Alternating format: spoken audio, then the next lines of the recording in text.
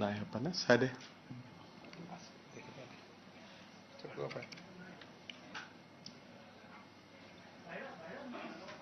হ'ব।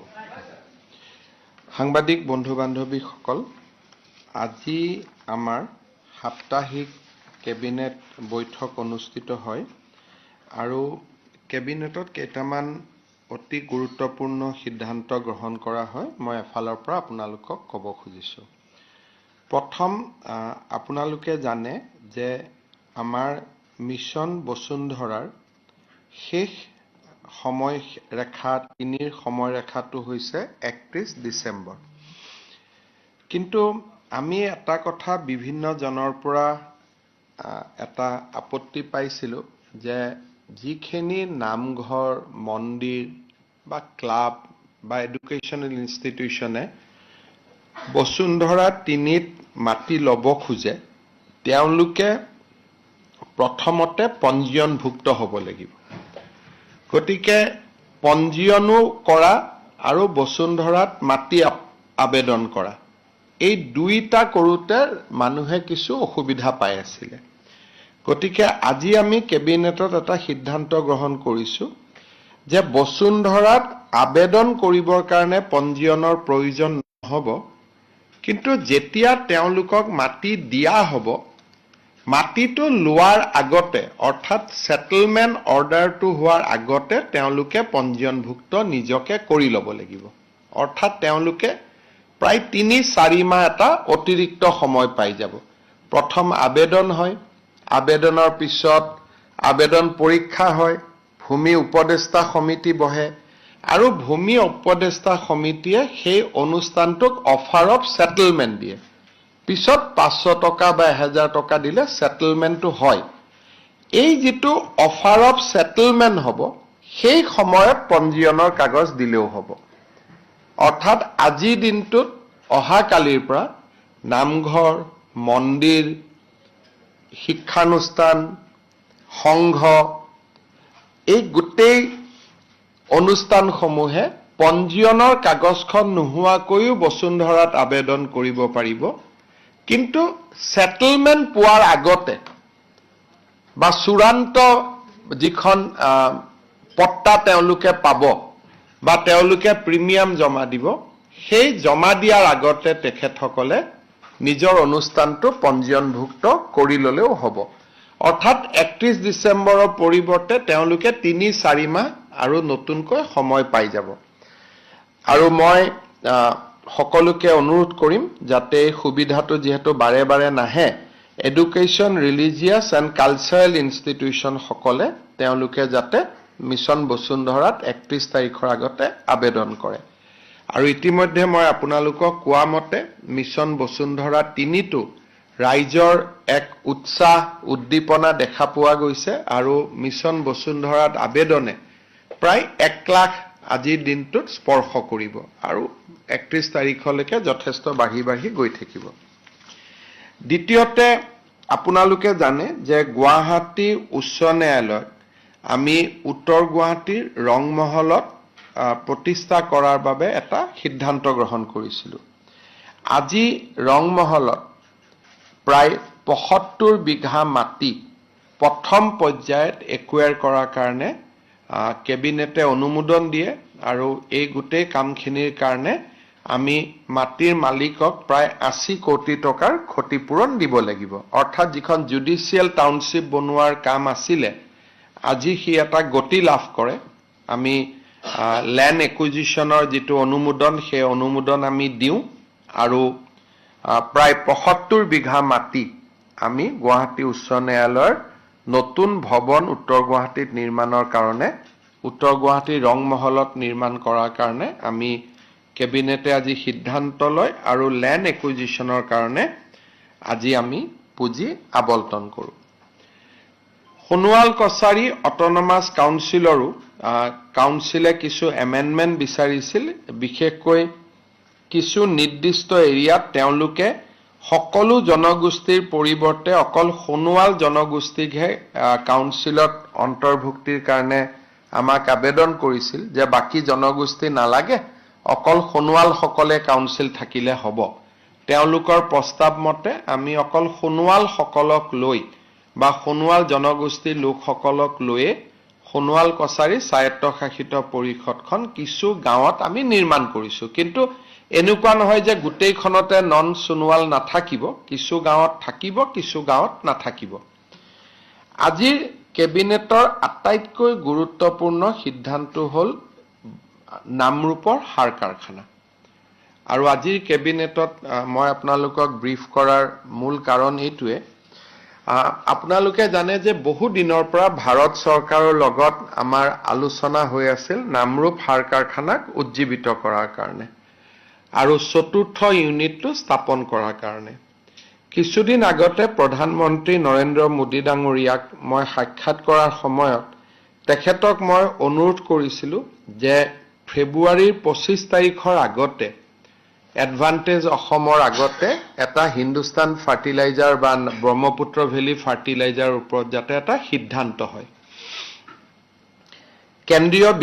বিত্তমন্ত্ৰী নিৰ্মলা সীতাৰমণক প্ৰধানমন্ত্ৰী এই দিশটো চাবৰ কাৰণে এটা দায়িত্ব দিছিল আৰু তেখেতসকলে এই গোটেই সাৰ কাৰখানাটো কেনেকৈ পুনৰ উজ্জীৱিত কৰিব পাৰি তাৰ বাবে তেওঁলোকে এটা ইতিমধ্যে প্ৰকল্প প্ৰতিবেদন প্ৰস্তুত কৰিছে আৰু এই গোটেই প্ৰকল্পটোত 10,601 কোটি টকা বিনিয়োগ কৰা হ'ব আৰু ভাৰত চৰকাৰে অসম চৰকাৰলৈ এখন পত্ৰ দিছিলে যে ভাৰত চৰকাৰে এই ইউনিটটোৰ 60% মালিকনা ৰাখিব আৰু 40% মালিকনা ৰাজ্য চৰকাৰে ৰাখিব লাগিব আৰু ৰাজ্য চৰকাৰে যদি 40% মালিকনা আৰু বিনিয়োগ কৰিবলৈ সন্মত হয় তেতিয়া ভাৰত চৰকাৰে প্ৰকল্পটো আগুৱাই লৈ যাব আজি আমি ৰাজ্যৰ কেবিনেটে যিটো নামৰূপ সাৰ কাৰখানাৰ চতুৰ্থ ইউনিট যিটো 10,601 কোটি টকা দি ব্যয় কৰা হ'ব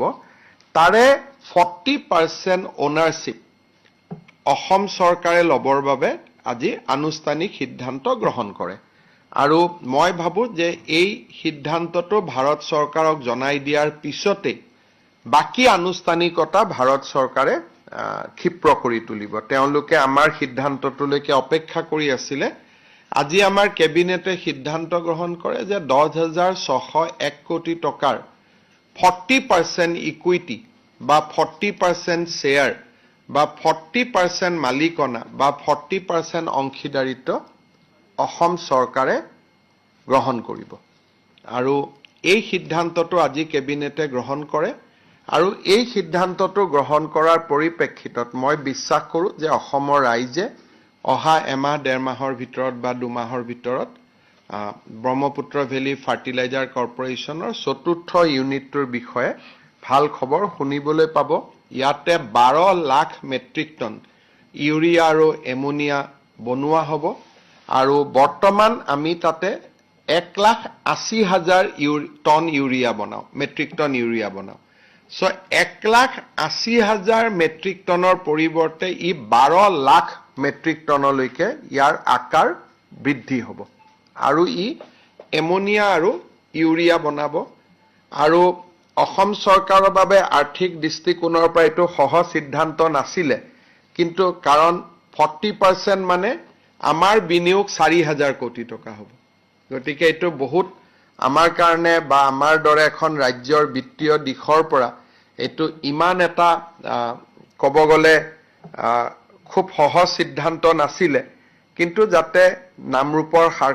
কাৰখানাটোক আমি পুনৰ উজ্জীৱিত কৰিব পাৰো সেই কাৰণে আজি ৰাজ্য চৰকাৰে 40% মালিকনা ল'বৰ বাবে সিদ্ধান্ত গ্ৰহণ কৰে এতিয়া আমি এই পত্ৰ ভাৰত চৰকাৰক পঠিয়াই দিয়াৰ লগে লগে মই ভাবো যে নামৰূপ সাৰ কাৰখানাক উজ্জীৱিত কৰাৰ দিশত ভাৰত চৰকাৰে সিদ্ধান্ত ল'ব পাৰিব গতিকে এইটোৱে আজিৰ কেবিনেটৰ আটাইতকৈ গুৰুত্বপূৰ্ণ সিদ্ধান্ত আছিল মই ভাবো যে ই আমাৰ উজনি অসমে নহয় সমগ্ৰ অসমৰ ৰাইজৰ বাবে ই এটা আশাৰ বাতৰি হ'ব তাৰ উপৰিও আজি আপোনালোকে মোৰ টুইটত দেখাও পাইছে আমি ৰাজ্য চৰকাৰে এটা সিদ্ধান্ত লৈছো যে ভৱিষ্যতে ৰাজভৱনৰ সন্মুখত কোনো ধৰ্ণা ধৰ্মঘট হ'ব নোৱাৰিব আৰু কোনোবাই ধৰ্ণা ধৰ্মঘট কৰিলে যি ধৰ্ণা ধৰ্মঘটৰ বাবে নিৰ্দিষ্ট স্থান আছে তাতে তেওঁলোকে ধৰ্ণা ধৰ্মঘট কৰিব পাৰিব আৰু যোৱাকালিৰ ঘটনাটোত যিসকল লোকে এই গোটেই পুলিচৰ বেৰিকেড আদি ভাঙাৰ বাবে প্ৰচেষ্টা কৰিছিল তেওঁলোকৰ ওপৰত সিটি পুলিচে ফৌজদাৰী গোচৰ লিপিবদ্ধ কৰিছে একেটা ঘটনাকে ইলেকশ্যনৰ আগত খানাপাৰাত তেওঁলোকে কৰিবৰ বাবে চেষ্টা কৰিছিল যোৱাকালি ৰাজভৱনত কিবা কাৰণত নহয় কিবা কাৰণত কংগ্ৰেছ দলে গুৱাহাটীৰ ভিতৰত বহু দিনৰ পৰা কিবা এটা ঘটনা সংগঠিত কৰাৰ বাবে চেষ্টা কৰি আছে তেওঁলোকৰ উদ্দেশ্য মই নাজানো কিন্তু তেওঁলোকে সচিবালয়ৰ সন্মুখতে হওক বা ৰাজভৱনৰ সন্মুখতে হওক তেওঁলোকে বহু দিনৰ পৰা ইয়াত এটা গণ্ডগোল এটা কৰিব বিচাৰি আছে this is third fourth attempt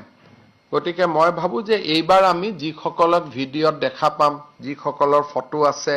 যিহেতু পাৰমিশন নোলোৱাকৈ তেওঁলোকে কামটো কৰিছিল আমি কঠোৰ ব্যৱস্থা আমি হাতত লম So in the national context also today unprecedented scene unfolded in front of parliament and in fact an MP from the Nagaland was also physically pushed by Rahul Gandhi leader of opposition. That आज जो हुए ये बहुत ही निंदनीय है राहुल गांधी जी ने पहले हाथ उठाए हमारे एक बड़ी सांसद सारंगी जी का ऊपर फिर वही सिलसिला को आगे बढ़ाते हुए हमारे जो नागालैंड से राज्यसभा को प्रतिनिधित्व करते हैं महिला सांसद है उनका ऊपर भी उन्होंने जो भी वो बता रहे थे बहुत ही क्लोज प्रॉक्सिमिटी में चला गया था मैं उनका ही भाषा को बोलना चाहता हूं ये उन्होंने संगठित किया है मैं राहुल गांधी जी को निवेदन करूंगा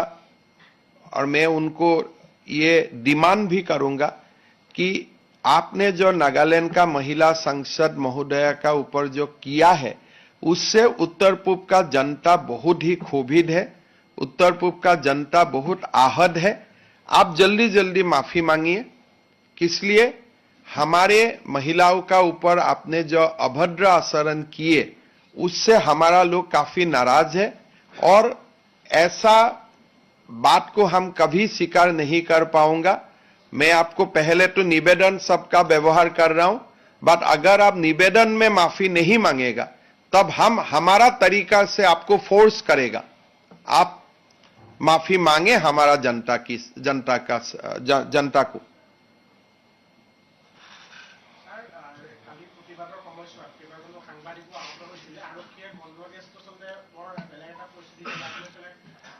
চক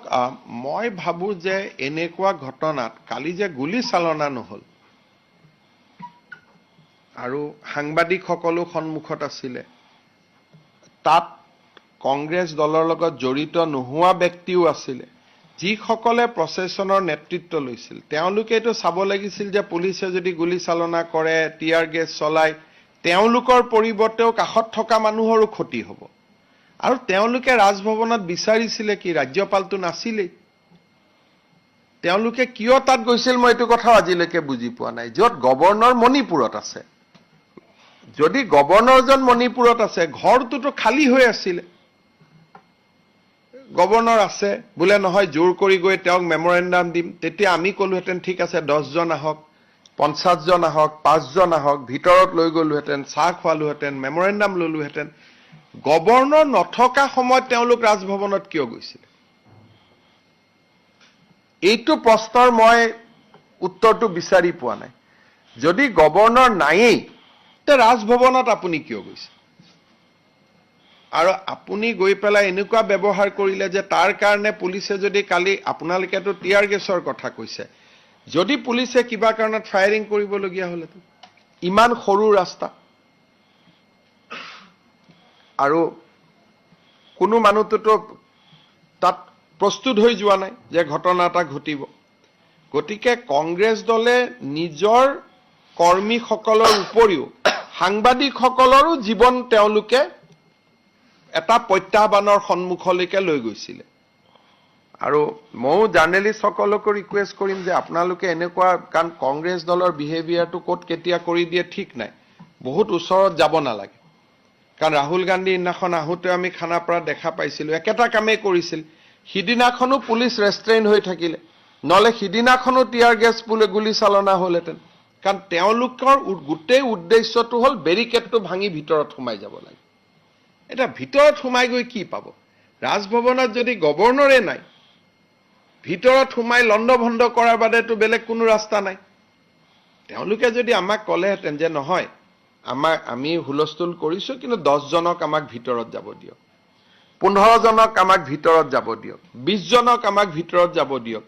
যদি ভিতৰত ৰাজ্যপাল থাকিলহেঁতেন আমি তেওঁলোকক মাতি লৈ গ'লোহেঁতেন যে আহক লক কৰক এটা য'ত ৰাজ্যপালেই নাই তাত তেওঁলোকে কিয় হুলস্থুল কৰি আছিল এই প্ৰশ্নটোৰ উত্তৰ মই আজিলৈকে বিচাৰি পোৱা নাই যে গভৰ্ণৰ নাই তেওঁলোকেওতো জানে গভৰ্ণৰ মণিপুৰত আছে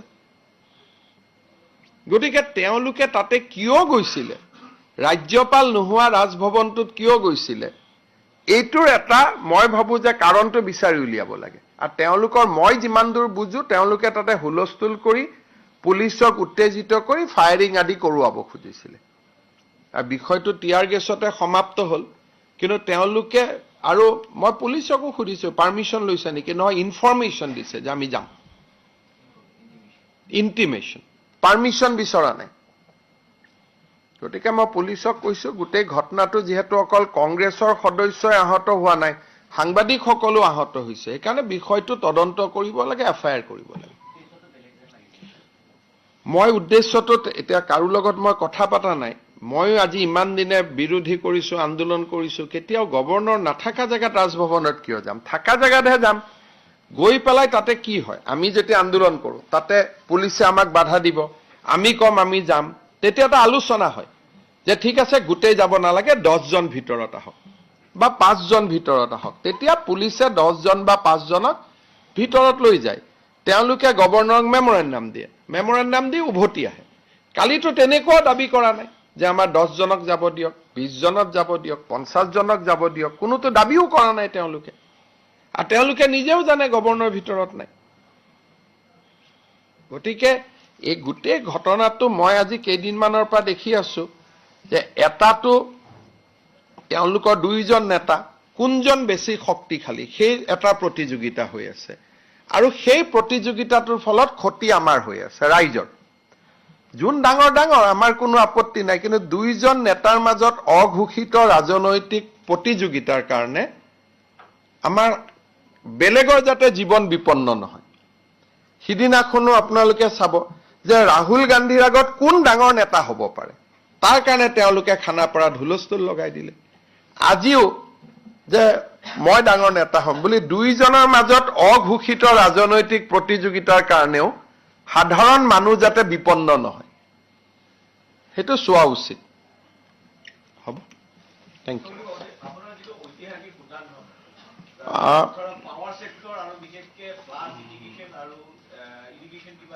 চক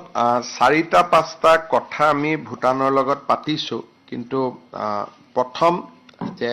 অসমৰ কাৰণে এটা ডাঙৰ সন্মান যে ভূটানৰ নেশ্যনেল ডেট অসমৰ মুখ্যমন্ত্ৰীক আমন্ত্ৰণ জনোৱা আৰু তেওঁলোকে আমাক যিমানখিনি 3 দিনত আতিথ্য প্ৰদান কৰিলে সি মই ভাবো যে অসমক এটা নতুন অৰ্থনৈতিক শক্তি হিচাপে আমাক স্বীকৃতি দিয়া বুজাইছে কাৰণ আজি ইমান দিন অসম আৰু ভূটান একেলগে আমি নেইবাৰ হৈ বহুত দিনৰ পৰা আছো বহুত দিনৰ পৰা মানে স্বাধীনতাৰ পৰাই আছো কিন্তু কেতিয়াও অসমক এটা অৰ্থনৈতিক শক্তি বুলি মানুহে ভবা নাছিল ভূটানত মোক নিমন্ত্ৰণ কৰা আৰু তাৰ লগতে তেওঁলোকে যিমানখিনি আদৰ আতিথ্য দেখুৱাইছে সি এক প্ৰকাৰে অসমক এটা উঠি অহা অৰ্থনৈতিক শক্তি হিচাপে তেওঁলোকে স্বীকৃতি দিছে আমি 3-4টা কথা ভূটানৰ লগত আলোচনা কৰিছো এটা হৈছে ভূটান জলশক্তিৰ এটা অদ্ভুত ভাণ্ডাৰ অসমত কপিলি হাইড্ৰ পাৱাৰ প্ৰজেক্ট সম্পূৰ্ণ হোৱাৰ পিছত অসমত আমাৰ হাতত আৰু কোনো জলশক্তি প্ৰকল্প নাই কাৰ্বি লাংপিও শেষ হৈ গ'ল, অৰ্থাৎ শেষ হৈ গ'ল মানে আমি প্ৰজেক্ট কমপ্লিট কৰিলোঁ। কপিলী প্ৰজেক্টটো আমি কমপ্লিট কৰিলোঁ। এতিয়া 2026, 27, 28 প্ৰতি বছৰে আমাক 300 মেগাৱাট পাৱাৰ আমাক অতিৰিক্তকৈ প্ৰয়োজন হৈছে, অৰ্থাৎ অসমৰ অৰ্থনীতিটো বঢ়াৰ কাৰণে। আৰু এইবাৰ এডভান্টেজ আছামৰ পিছত যিমান ইণ্ডাষ্ট্ৰী যদি আহে আমি আশা কৰা মতে, পাৱাৰ ৰিকুৱাৰমেণ্ট প্ৰত্যেক বছৰে বাঢ়ি যাব। গতিকে হয় আমি জলশক্তি অৰুণাচলৰ লগত কথা পাতিব লাগিব, নহ'লে আমি ছিকিমৰ লগত পাতিব লাগিব, নহ'লে ভূটানৰ লগত পাতিব লাগিব। আৰু যদি ভৱিষ্যতে আমি এই 3খন ৰাজ্যৰ কাৰোবাৰ পৰা জলশক্তি বা শক্তি নানো, তেতিয়াহ'লে আমি গোটেই কয়লাৰ ওপৰত চলিব লাগিব। আৰু বিশ্বৰ বৰ্তমান যিটো পৰিৱেশ, 2035ৰ পিছত যদি কিবা কাৰণত সিদ্ধান্ত হয় যে কয়লা চালিত বিদ্যুৎ উৎপাদন হ'ব নোৱাৰিব, তেতিয়া অসমত কাৰেণ্টে নাথাকিব। সেইকাৰণে আমি এটা চাইছোঁ যে অৰুণাচলৰ মুখ্যমন্ত্ৰীৰ লগতো মই কথা পাতি আছোঁ যে অৰুণাচলত অসমে পাৱাৰ ডেভেলপ কৰিব পাৰে নেকি, বা যদি ভূটানত সুবিধা আছে ৰঙিয়াৰ কাষতে ভূটানত পাৰোঁ নেকি, বা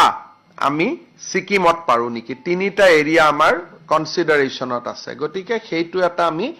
এক্সপ্ল'ৰ কৰি আছোঁ। 2 নম্বৰ, ভূটানৰ পৰা আমালৈকে পানী আহে, কিন্তু পানীখিনি যদি আমি চেনেলাইজ কৰিব পাৰোঁ, জলসিঞ্চনৰ কামত আমি ব্যৱহাৰ কৰিব পাৰোঁ, নহ'লে পানীটো অপব্যয় হৈ আছে। গতিকে দ্বিতীয় এটা আমাৰ কথা আছিল যে সংকোচ আদিৰ ওপৰত যিবিলাক প্ৰজেক্ট হৈ আছে তাত ইৰিগেশ্যন হ'ব পাৰে নেকি। যদি সংকোচৰ পানী আমি BTADলৈকে নমাই আনিব পাৰোঁ, গোটেই BTADৰ অৰ্থনীতিটোৱে পৰিৱৰ্তন হ'ব। চতুৰ্থতে, তাৰ যিখিনি পানী আহে গ্ৰেভিটেশ্যনত আহে, গতিকে তাতে পাইপ লগালে আমি গুৱাহাটীলৈকেও পানী আনিব পাৰোঁ। তাৰ যিটো গ্ৰেভিটেশ্যন ফ'ৰ্চ আছে, সেই গ্ৰেভিটেশ্যনৰ পানী গুৱাহাটীলৈকে আনিলেও আমি গুৱাহাটীৰ জাইকাৰ পানীতকৈ বেছি স্পীড পাম, কাৰণ সি বহুত পাহাৰৰ 40,000 ফুটৰ পৰা গ্ৰেভিটেশ্যনত নামি আহে। গতিকে ভূটানৰ পানী দি আমি ওদালগুৰি, দৰং, চিৰাং গোটেই এৰিয়াৰ জলজীৱন মিছনৰ আঁচনিবিলাক নতুনকৈ কৰিব পাৰোঁ উইদাউট কষ্ট। আমাক ইলেক্ট্ৰিচিটিয়ে নালাগে, গ্ৰেভিটেশ্যনত নামি আহিব। আজি ইমান দিনে এই সম্ভাৱনাবিলাক আমি কোনো চিন্তাই কৰা নাছিলোঁ। গতিকে এইবাৰ ভূটানৰ লগত আমাৰ ষ্ট্ৰাকচাৰ্ড মিটিং হ'ল যে প্ৰথম আৰ্লি ৱাৰ্ণিং অফ ফ্লাড, তেওঁলোকৰ পৰা পানী আহিলে তাতে যদি ধুমুহা হয়, বৰষুণ হয়, আমাক বানপানীৰ আৰ্লি ৱাৰ্ণিং তেওঁলোকে দিব পাৰে। 2 নম্বৰ, তেওঁলোকৰ পানী জলসিঞ্চনৰ কামত ব্যৱহাৰ হ'ব পাৰে। 3 নম্বৰ, জল সম্পদ হ'ব পাৰে খোৱা পানী যোগান আঁচনিৰ কাৰণে। আৰু ভূটানত টোটেল 30,000 মেগাৱাটছ পাৱাৰ উৎপাদন হ'ব পাৰে। এতিয়া তেওঁলোকে মাত্ৰ 3,000 মেগাৱাট উৎপন্ন কৰি আছে। তাৰমানে 20,000 মেগাৱাটৰ তেওঁলোকৰ পটেঞ্চিয়েল আছে। গতিকে আমি কি ধৰণে তাত অংশীদাৰিত্ব পাব পাৰোঁ বা কি ধৰণে আমি যোগদান কৰিব পাৰোঁ,